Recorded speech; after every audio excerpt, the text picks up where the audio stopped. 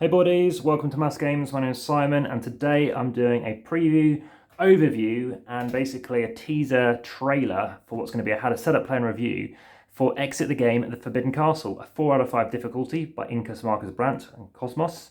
It's close to being an expert. It's for 12 and up, 1 to 2 hours play time. Strategy is going to be good, low on luck, maximum on riddle solving and escape room fun.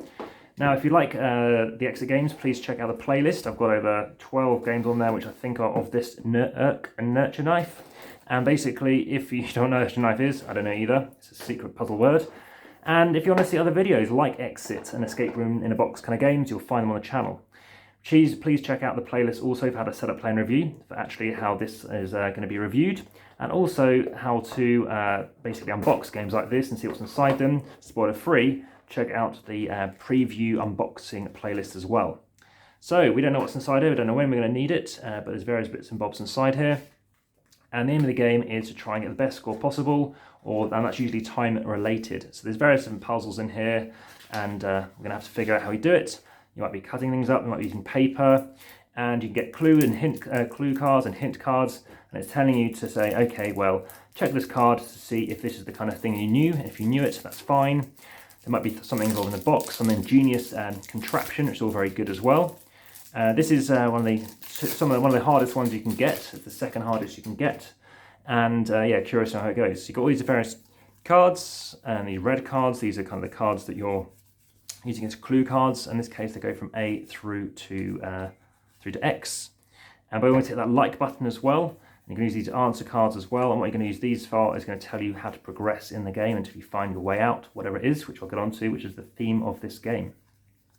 Aside from that, please check out the Patreon link. Please ensure you support the channel, and we can work stuff out too. We've got some clue cards here, so as we complete certain different puzzles, you're going to be checking these cards to ensure you've done it correctly and enabling you to do things in the right order. But these green cards are the ones that you can choose to use and look at when you think you know the answer, or you want to kind of keep an eye out on how things go.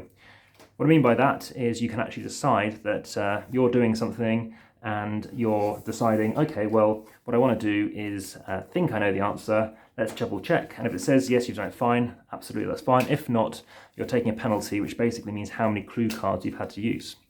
Please also subscribe and hit that notification bell if you haven't already. Check out the comments and descriptions, and also keep an eye out for other things, such as, of course, Instagram. There's over 2,100 photographs at the time of recording. So what's this game about? It's finally vacation time. Again, this year it's a trip to an idyllic village in the mountains. To avoid another breakdown, asterisk, this time you're taking the train.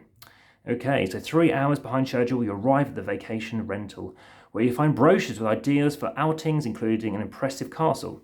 The flyers look a little amateurish and homemade, but you're really into medieval buildings.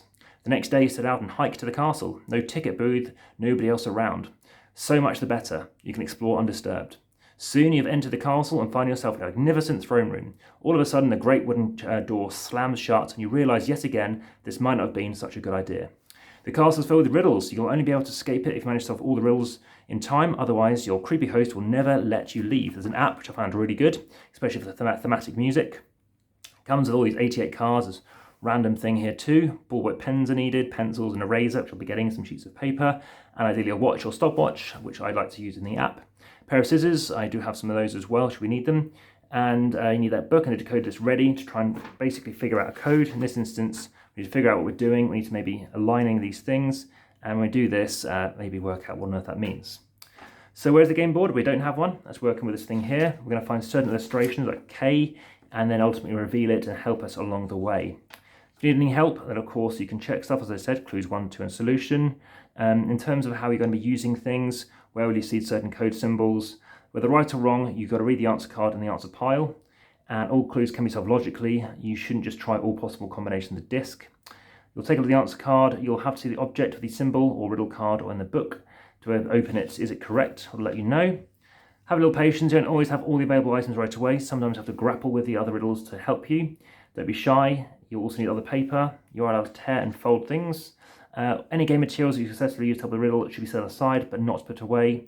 You might need some materials again, but this way, but it says but his way, you'll be able to keep track of the materials more easily and won't get them mixed up. Some of the riddles, you only need things that are used in the illustration of the rooms. Now, this concept was by Ralph Coulthard.